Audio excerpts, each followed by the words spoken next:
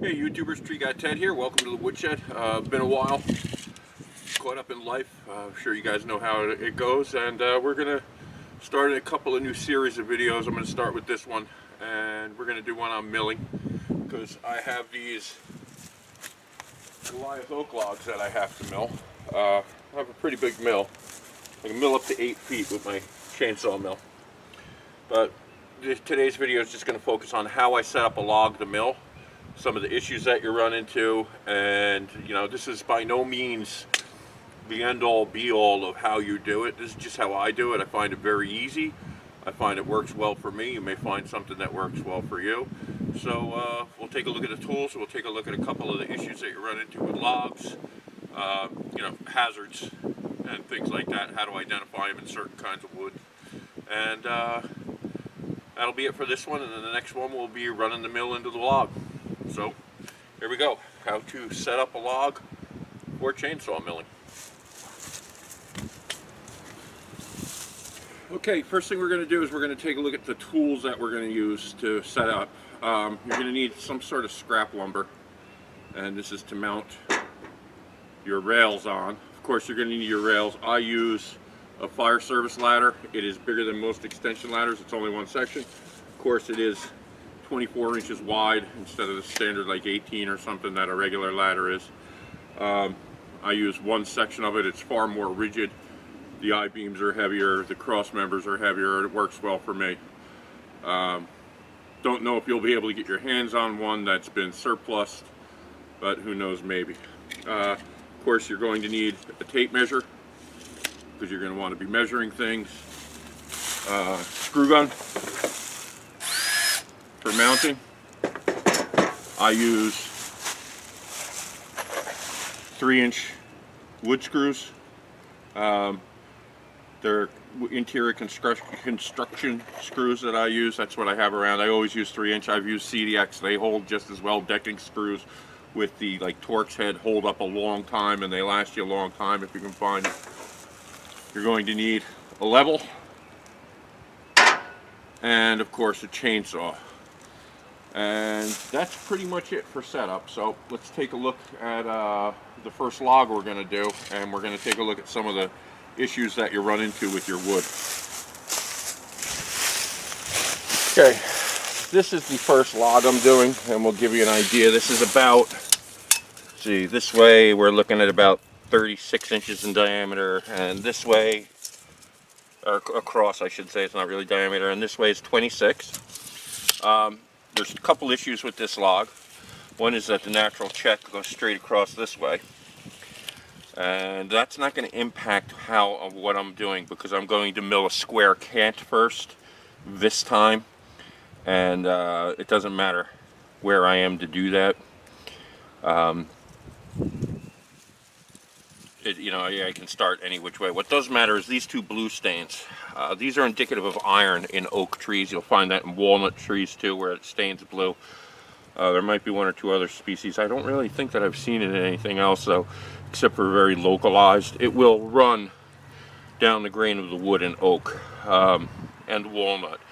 So you want to keep an eye open for that. And what I'm doing here is I'm setting up to mill on this plane where the ruler is, and these are going to find themselves in the cant, which will be square, in a manner where I can mill around them, and if I adjust to the depths of my cut, I'll miss them, and I can use, say, this wood for beams or narrower planks, and so on down the line as I go. So another issue is that this section here is where the felling cut was. So you have this large uneven piece of wood where the holding wood was and came off. This is going to need to be cleaned up in order for me to mount my ladder nicely, unless I turn the log 90 degrees so I have this perspective to work with. But I am not going to do that. I'm going to mount it right on here in the direction it is. I've already turned it so that these are going across. I find it is easiest, if possible, if it doesn't make that much of a difference, to line up really either perpendicular to the natural check in the wood or parallel to it. depending on what you're doing. If I were slabbing this piece of wood for large slabs with natural edge, I would turn this 90 degrees so that I could cut this heart right out of here and I wouldn't have checks in the wood. But that's not an issue for me. So there is another thing we want to take a look at. And one tool that I left off was a hammer or something to pull nails with. Let me adjust the legs on the tripod here a second, because I had to adjust them to get them to stand. And that is a good eye on surface nails. I'm having a little trouble seeing with the daylight. So, there we go. There we go. Now I'm sure you can see them because I can see them in the camera. Perfect. Yeah, this has surface nails. These are roofing nails. There's two there. There's one over here. I don't know if that's still in the picture, but there's this one and this one here. Those are usually indicative of a no trespassing sign. They don't show up a lot of times in the end grain as a blue stain because they don't make it through the bark. So you're going to want to keep a hammer or some sort of flat bar around to pull them out. And then last but not least, depending on where the log came from, this is a hazard that a lot of people overlook, and it causes a lot of problems. Let's see, where are we at here? There we go, right there. And there's quite a bit on this log. This is gravel. And this gravel is from moving the log. You know, you get gravel and dirt on a log. It's from moving it once it's hit the ground. I love to mill a log where it lays. Once it hits the ground, it saves you an awful lot of headache, but that's not always the case. And there's a considerably large amount of wood here to mill. So what we're going to do is we'll just take a look at the logs that we'll be milling in this series, and there's going to be different kinds of milling going on. I mean, we're doing it all with chainsaw mill, but we're milling for a different end product, and we'll give you the dimensions. Okay, step number one is going to be to cut this off, because I want to be able to get my wood that holds my rail on flat. Now,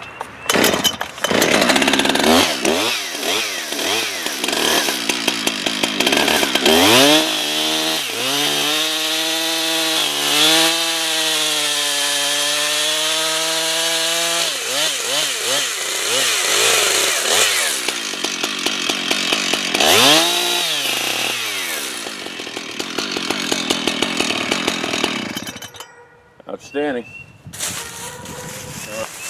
We got a nice shot of that. Yeah, we do.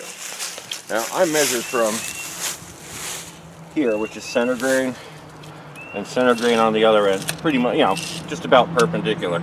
It's 12 inches here. It's 13 inches down there. So we want to kind of keep that centered and work from the center grain of the wood. So what I'm going to do is I'm going to call it.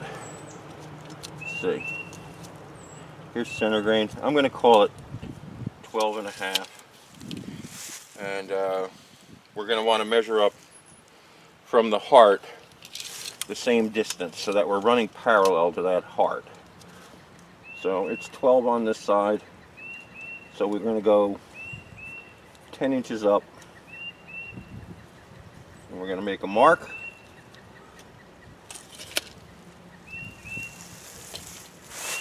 I don't know if I put pencil on it was behind my ear. I don't know if we put it on our tool list. Alright, and I'm just going to put the level on here nice and level.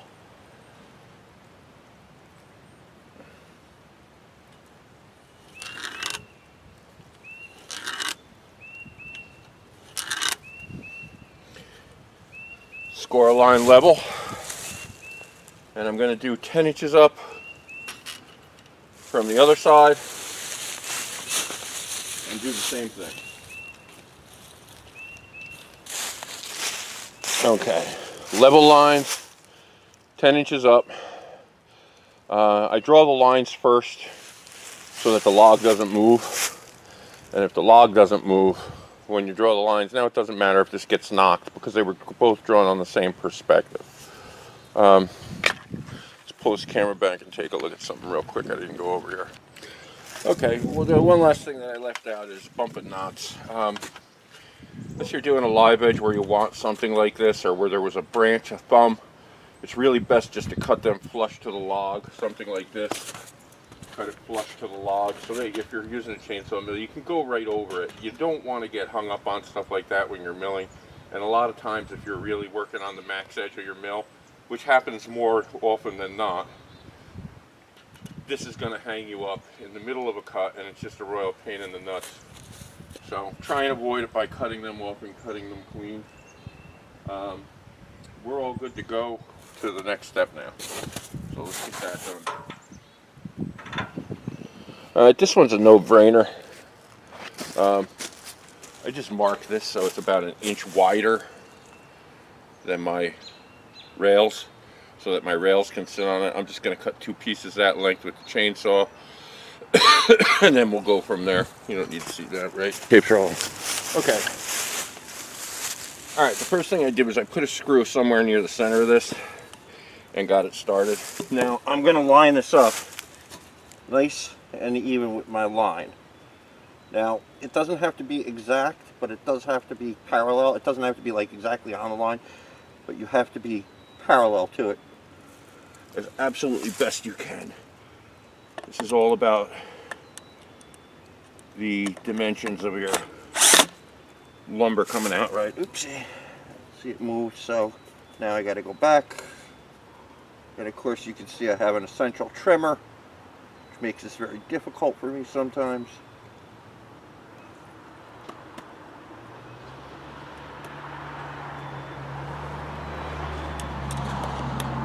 So, get it on. Oh, that was a good one. Nice chunk right out of the finger. Whew, savage. Yeah, YouTube. Total fail. Let me try a different angle. That's going to be a gusher. Okay, that's what I get for trying to do this without being in the frame, right? Should have known. It's one of those ones that's going to take months to heal because of where it is. You know what I'm going to do? You know, I'm going to go through the wood and then back in.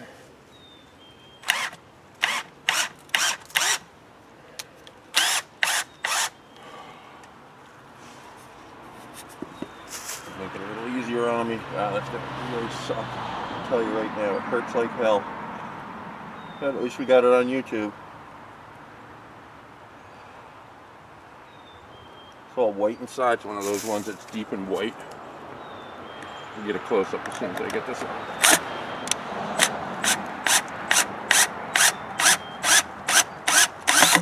on. Okay. Now, the reason I do one screw in the center, because now I can do my next screw and get that lined up on that line. Look at that big flap of skin coming off. Oh! Ow! Phillips head. Phillips head flesh removal. See, now I can put another screw in.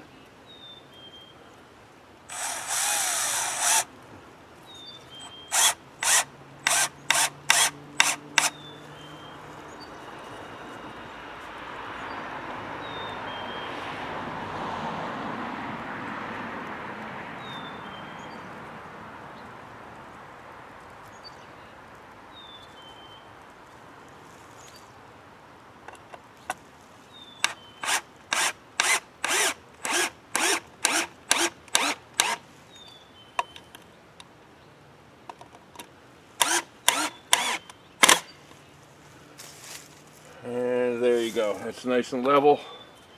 That's kind of sturdy. If we do one more, we can make it really sturdy. So why don't we do that?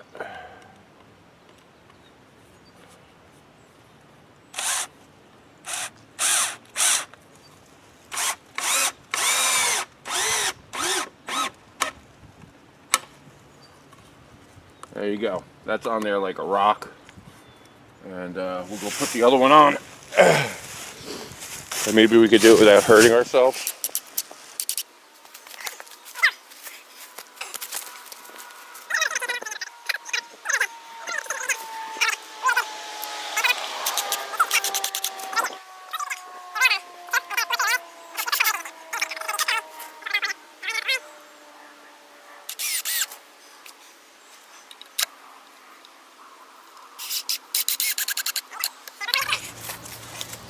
All right, I'm just gonna double check with a smaller level. That is beautifully level.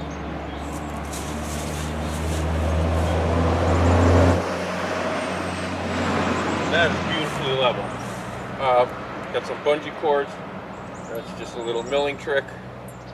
I'm gonna just go up and down here real quick and look for these nails that I'm gonna have to pull out. I'm gonna have to pull them before I go any further. We keep a small level handy and bungee cords handy before putting the rails on. Let me get a puller I can get those nails out. I always keep a flat bar like this handy. That would real time me go and get it whenever I mill, because one never knows. This and a variety of other implements to dig out iron.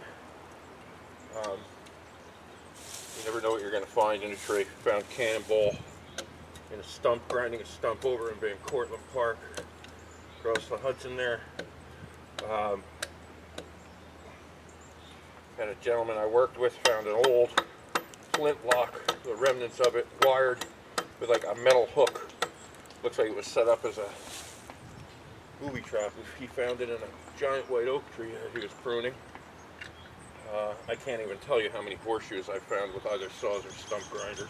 Usually saws, they used to bang them and point them, sharpen them to a point on either side and bang them into the trees. To tie horses to. I mean, of course, an endless buffet of garage sale signs, barbed wire, bicycle shovel, corner property posts, iron markers for property. I can't even begin to tell you. If it's there, you'll find it with your saw. It's really the bottom line. Lead bullets, that's actually always kind of cool. You cut right through them. A couple of beer cans, rocks. People put rocks in crotches of trees. All right, anyway, here's what we're going to do. We're going to put our rails on, our nice heavy aluminum rail. I put it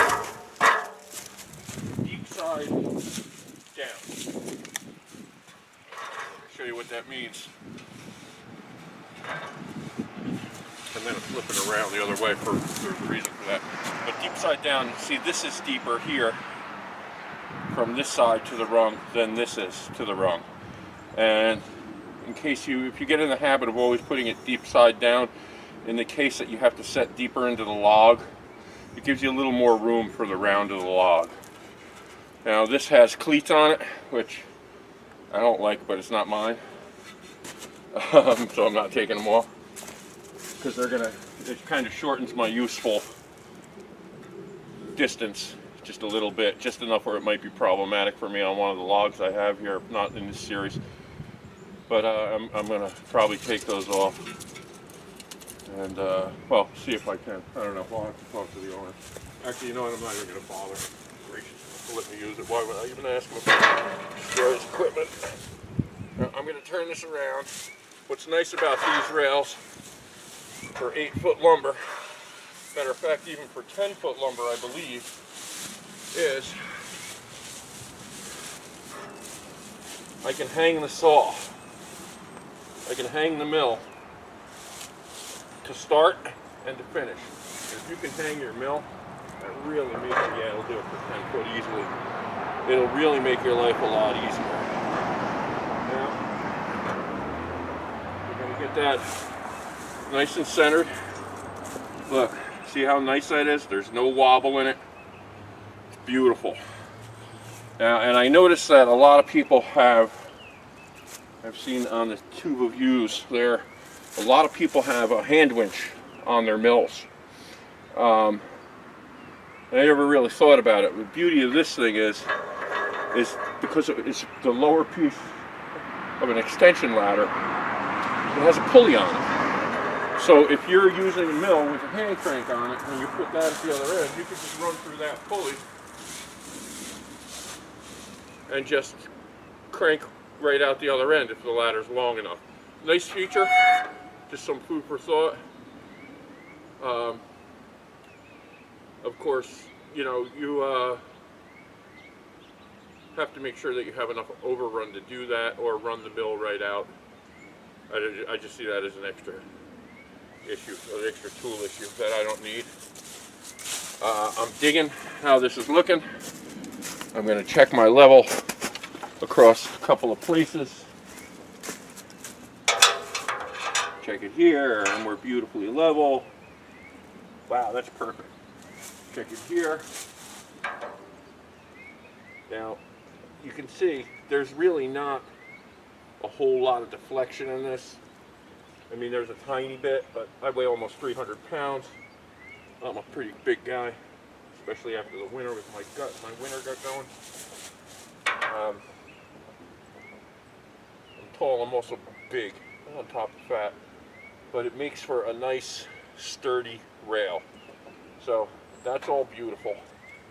And then the last thing I do is bungee cords. Now there's a method to this madness, okay? And the method to this madness is if I put a bungee cord up here, I can put a saw on the rail down there, and it won't lift this end up.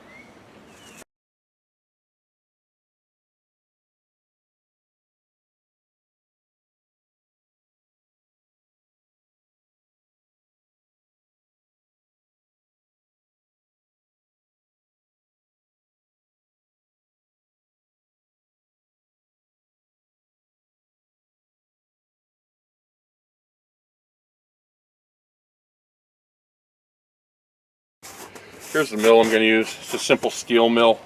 I mean, I'll go over the making of these things. It's so easy, it's ridiculous.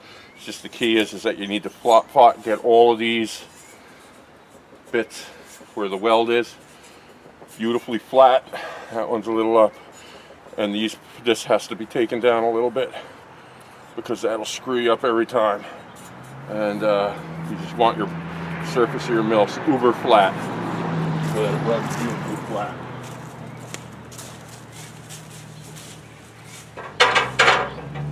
Now this is what I was talking about. I'll be able to hang the saw and the mill right on here and it won't lift off.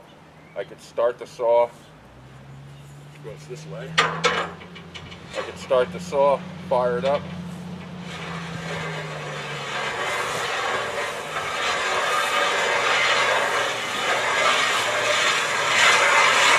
Run it right through. And there is enough room on this as if I did have one of those hand cranks that I see people putting on, I could just run right through that and use that. So there you go.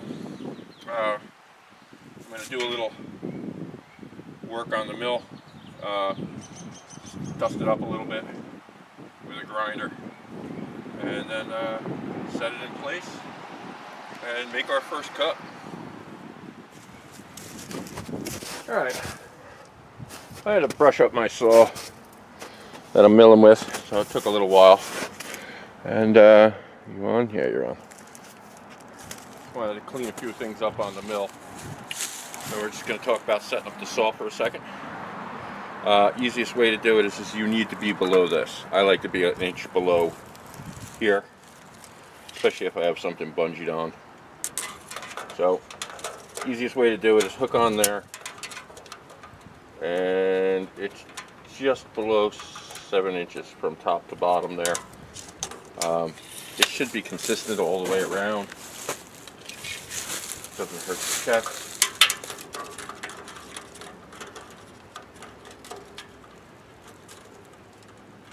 And it is, it's just about 7.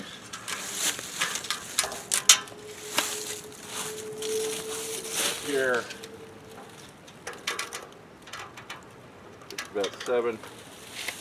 And back here it's just about 7, I'm sure. Yeah. So we're good and true. And now we just want to make sure that we come down below there adequately. And I find the easiest way to do that is with stacked lumber. So we're going to go over where the mill is, and we're going to stack some lumber up and set our mill on.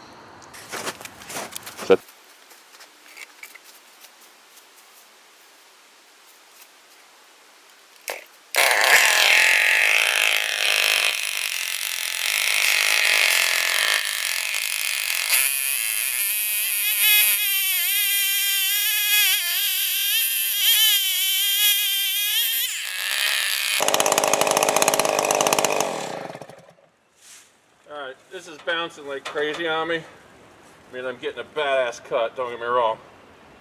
But it is bouncing like a psycho. So I'm gonna have to drive a screw or two to keep my rails from bouncing off. But just don't get me wrong, I don't mind doing. Just didn't want to have to do it. But more important to keep that on track.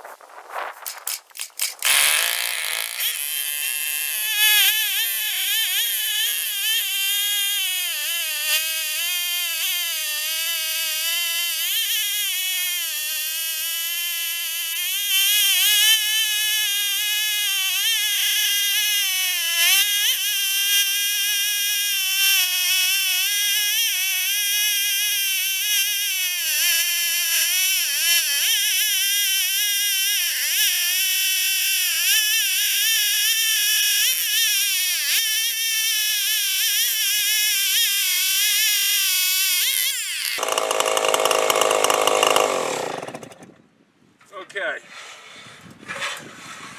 this is what I was talking about hanging the saw on the rails. We gotta love that. All right, here we go.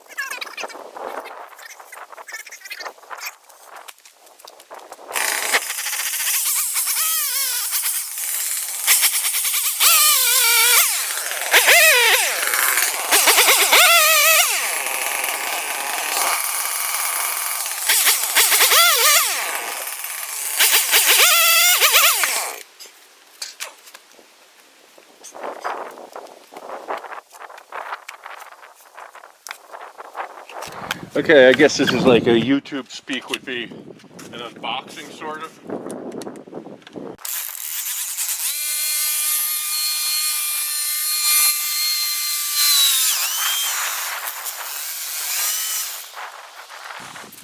So let's take a look at what we got. We'll get you close in with the camera.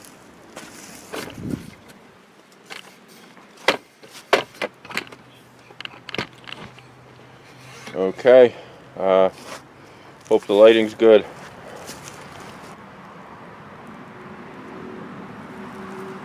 This is our first cut. Hope you can see that grain okay. I can't tell jack with the sunlight at the back of the camera like that, so that's what we got.